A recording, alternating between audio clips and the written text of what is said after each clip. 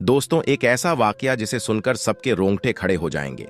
एक गांव में एक बेवा गरीब माँ की 4 बेटियां बिन शादी के पेट से कैसे हो गईं? इस बच्चे के बाप कौन हैं? ये वाकया सारे गांव वालों को हिलाकर रख दिया। कैसे एक ही घर के 4 जवान बेटियां हामिला कैसे हो गईं? ये दिल दहला देने वाला वाकया जरूर सुने। वीडियो को एक लाइक, चैनल को सब्सक्राइब जरूर करें।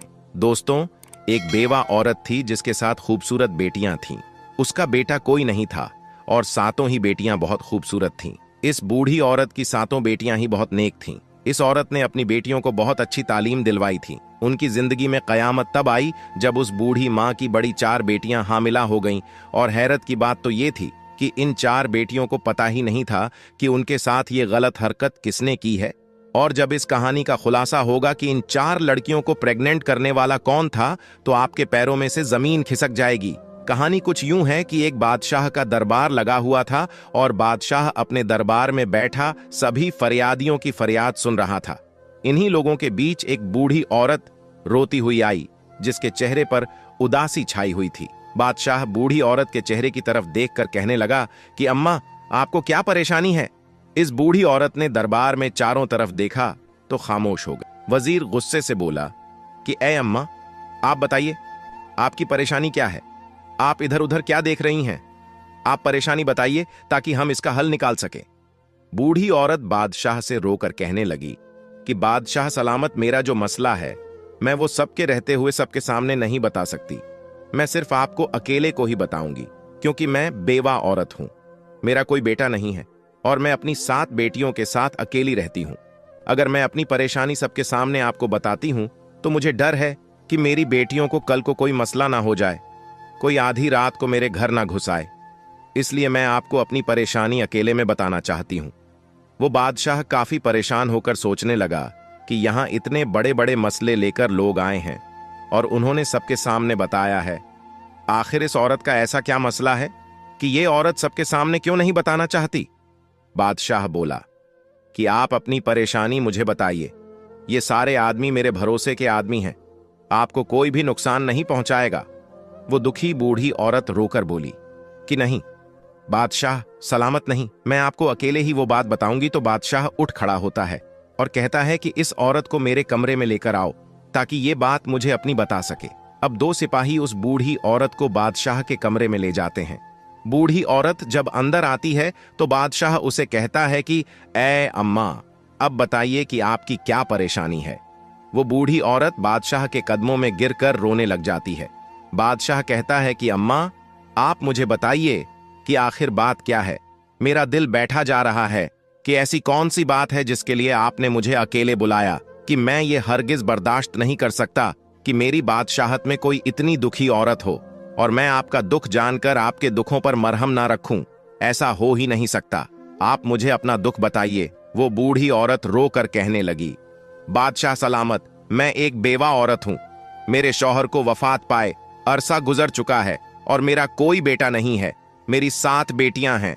मैं लोगों के अमीर घरों में जाकर बर्तन धोती हूँ, उनके कपड़े धोती हूँ और उनके घरों में काम करती हूँ। और इन अमीर घरों से जो बचा हुआ खाना मिलता है, जो मुझे मेहनत मजदूरी के पैसे मिलते हैं, उसी में से मैं अपना घर चलाती हूँ और उसी से अपना घर चलाकर अल्लाह ताला का शुक्र अदा करती हूँ। मैंने कभी किसी से कोई शिकवा नहीं किया कि मैं ऐसी गुर्बत की जिंदगी जी रही हूँ। मेरी 7 बेटियां हैं, पर्देदार हैं, वो कभी भी घर से बाहर नहीं जाती और हमेशा अपने सरों पर दुपट्टा रखती हैं। मेरी जिंदगी ऐसी ही चल रही थी। एक मर्तबा मेरी बड़ी बेटी की तबीयत बहुत खराब हो जाती है। मैं अपनी बड़ी बेटी को डॉक्टर के पास लेकर जाती हूँ। डॉक्टर कहता है कि तुम्हारी बेटी उम्मीद से है, तुम्हारी बेटी पेट से है। ये बात सुनकर मेरे पैरों से जमीन खिसक जाती है कि मेरी बड़ी बेटी की तो शादी भी नहीं हुई, तो ये हामिला कैसे हो गई? मैं जब अपनी बेटी को घर लेकर आई तो उसे मारने पीटने लगी कि बताओ, किसके साथ तुमने ये मुंह काला किया है और ये बच्चा किसका है? जब मैंने अपनी बेटी को काफी मारा तो मेरी बड़ी बेटी रोने लगी और मेरे आगे हाथ जोड़ने लगी कि ए अम्मा, मैं नहीं जानती कि ये बच्चा किसका है। ए मेरी प्यारी अम्मा, मुझ पर यकीन करो, मैंने कभी किसी के साथ बात तक नहीं की। मैं कभी घर से अकेली बाहर नहीं गई।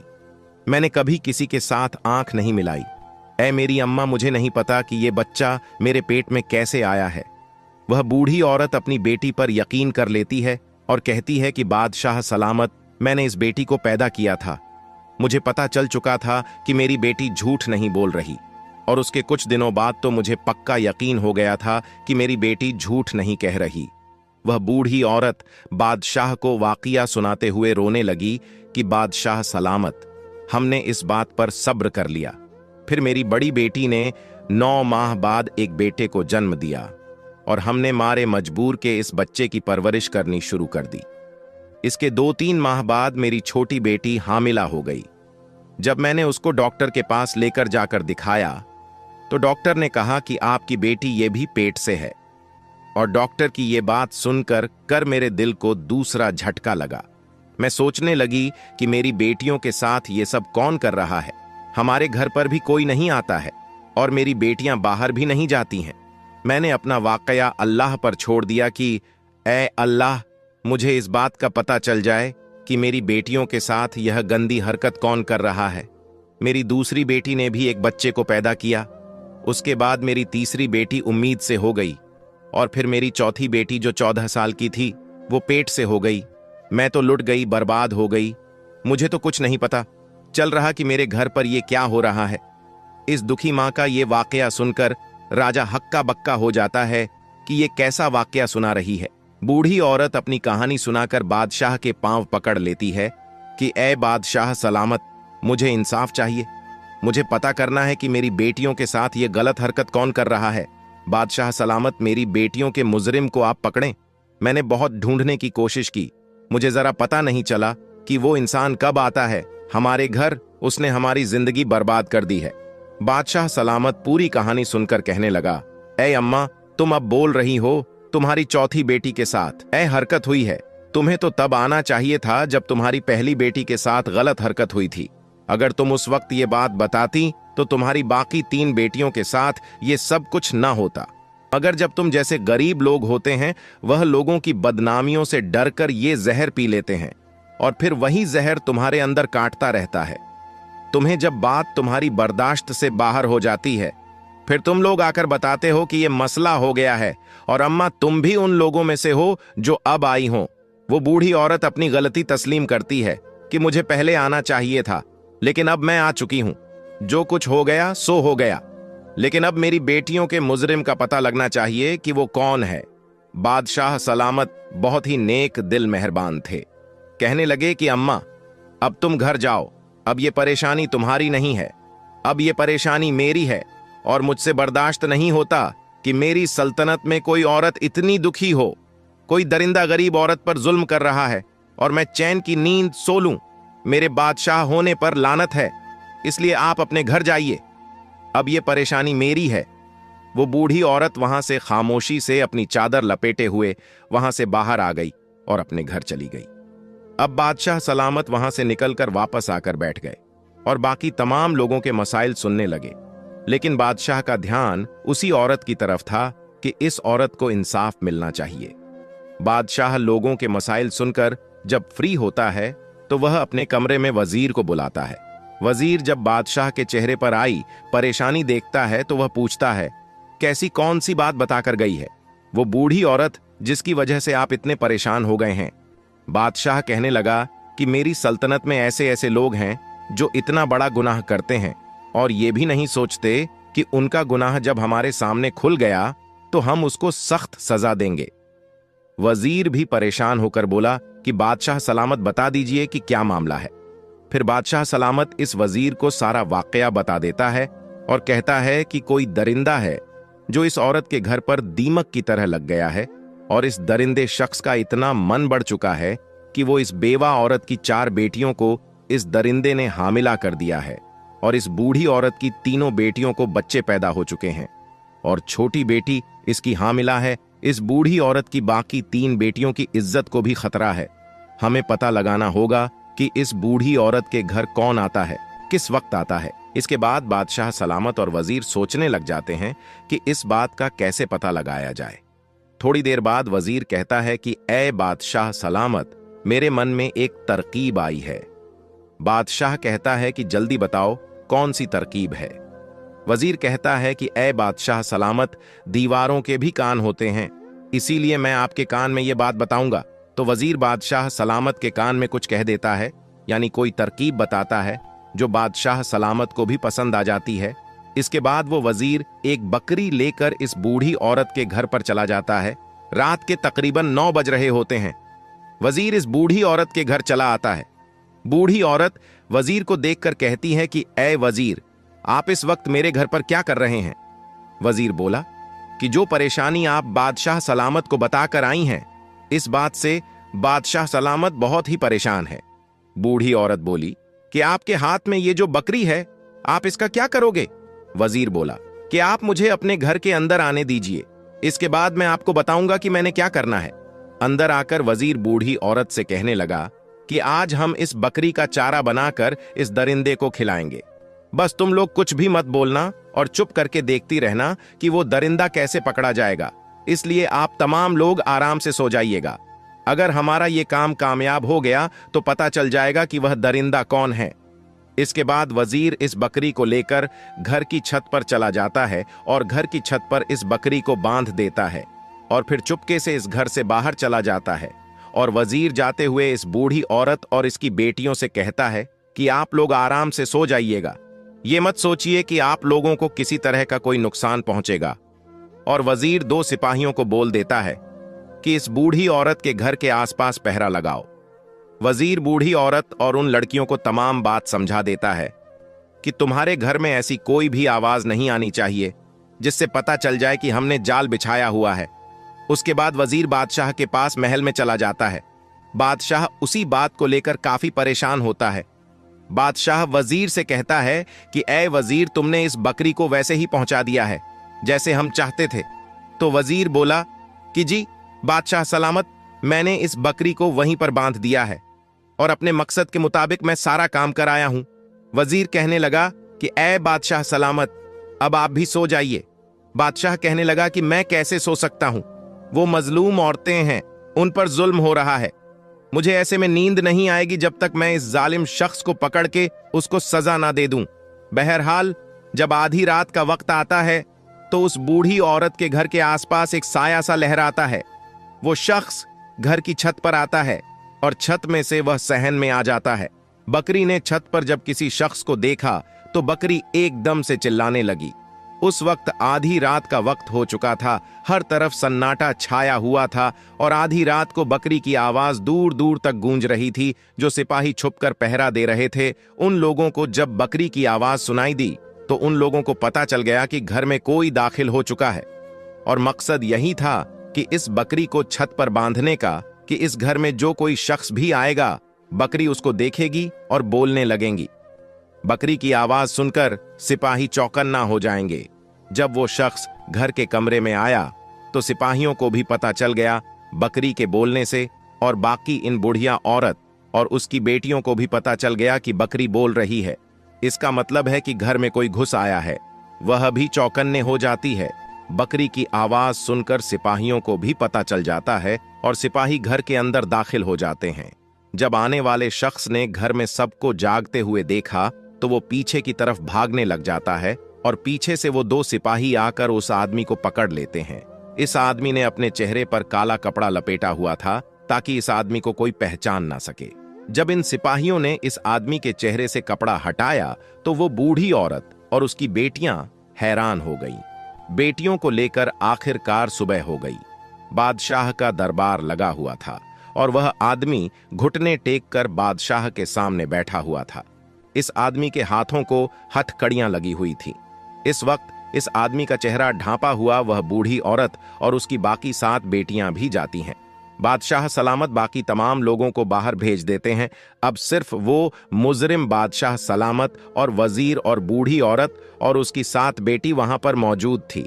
बादशाह सलामत उस शख्स से कहने लगा कि क्यों भाई, अब इतना तो बता दे कि तुझे मेरा खौफ नहीं रहा कि जब ये तुम्हारा मुजरिम पकड़ा जाएगा तो तुम्हारी सजा मौत से कम नहीं होगी। बादशाह सलामत इन सिपाहियों से कहता है कि इस आदमी के चेहरे से नकाब हटाया जाए ताकि मैं भी तो देखूं कि मेरी सल्तनत में इतनी हिम्मत किसकी हो गई है जो इस मजबूर बूढ़ी औरत की 4 बेटियों को हामिला कर दे। जब इसके चेहरे से नकाब हटता है तो वो बूढ़ी औरत करीब आकर उसके मुंह पर थूक है और कहती है कि ऐ दरिंदे इंसान, तुझे शर्म नहीं आई? मेरी बेटियां तेरी बेटियों के जैसी हैं, ये तेरी सगी भतीजी है। इनके साथ तुमने ऐसी गंदी हरकतें की है। जो चाचा होता है वह बाप के सामान होता है। तुझे शर्म नहीं आई अपनी सगी भतीजियों के साथ ऐसा करते हुए? भतीजी क्या बेटी क्या, ये तूने क्या जुर्म कर दिया है? बूढ़ी औरत अपने देवर के चेहरे पर थप्पड़ मारती है और बादशाह गुस्से से कहता है कि अगर कोई गैर होता तो हम समझते, तुम सगे चाचा हो, बाप की तरह हो। तुम्हें शर्म नहीं आई? तुम्हें गैरत नहीं आई? अरे चाचा क्या बाप, क्या उनके बाप इस दुनिया में नहीं थे? और चाचा की जिम्मेदारी थी कि अपनी भतीजियों का ख्याल करता, उनके रिश्तों की फिक्र करता, और तुम चाचा ही डाकू बने रहे। इसके बाद भी वह शख्स कहने लगा कि ए बादशाह सलामत, मैं इन लड़कियों का चचा हूं, यह हमारे घर का मामला है, आप हमारे घर के मामले से दूर रहें। बादशाह सलामत अपनी तलवार निकालकर उसके सर के ऊपर रख देता है और कहता है कि सच सच बताओ, तुमने ऐसा क्यों किया? तब उस शख्स के चेहरे पर खौफ आता है और वो बताता है कि ए बादशाह, हम 2 भाई थे, मेरा भाई मुझसे बड़ा था, मेरे भाई की तो शादी हो गई, उस वक्त मेरी शादी नहीं हुई थी। मेरा बड़ा भाई मुझसे बहुत मोहब्बत करता था, मेरी बहुत फिक्र करता था, क्योंकि मैं उसका छोटा भाई था। लेकिन जब मेरे बड़े भाई की शादी हुई, उसकी बेटियां हुई, उसके सर पर तमाम जिम्मेदारी आ पड़ी, तो मेरे भाई का ध्यान मुझ में से कम हो गया और अपने घर वालों पर ज्यादा हो गया, और तब मेरे भाई का ध्यान मुझ में से हटने लगा और अब वह सारा ध्यान अपनी बीवी और बेटियों पर देता था। मेरे दिल में मेरे भाई के लिए नफरत पैदा होती गई कि मेरा भाई ऐसा क्यों करता है, और भाई से नफरत करने के नतीजे में मैं अपनी भाभी और भतीजी से भी नफरत करने लगा।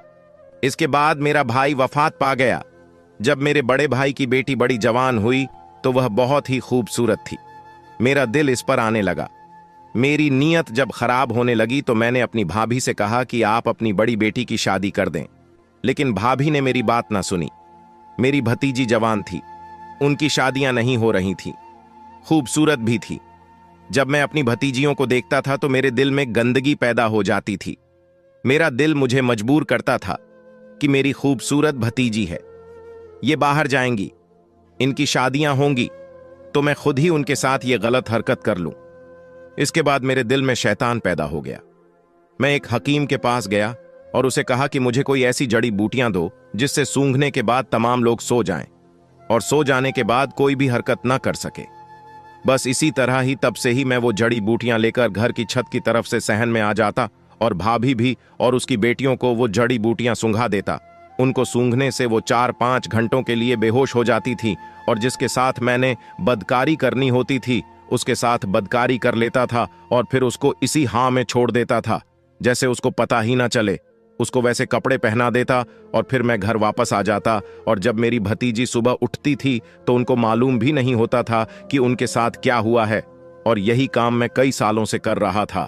लेकिन अगर मैं इस वक्त छत पर बकरी को देखकर समझ जाता कि ये बकरी मुझे चारा बनाने के लिए बांधी गई है तो मैं वापस चला जाता। मैंने सोचा कि मेरी भाभी ने दूध लेने के लिए ये बकरी खरीदी है और छत पर बांध रखी है। मैंने इस वक्त बकरी की तरफ ध्यान ही नहीं दिया, मेरा ध्यान तो बदकारी की तरफ था। इसके बाद जब वह शख्स अपना सारा गुनाह मान लेता है, अपना जुर्म तस्लीम कर लेता है, तो बादशाह सलामत वजीर को इशारा करता है। वजीर अपनी तलवार निकालकर उस शख्स का सर उसके धड़ से अलग कर देता है, जिसके बाद उसका जिस्म थोड़ी देर के लिए तड़पता है और फिर सजा के तौर पर ठंडा हो जाता है। इस तरह दरिंदे शख्स को इस जालिम चाचा को सजा मिल जाती है। फिर बादशाह सलामत इस बूढ़ी औरत की तरफ देखकर कहता है कि ए अम्मा, अगर आप मुझे बता देती तो आपकी बाकी 3 बेटियों को यह दुख ना झेलना पड़ता।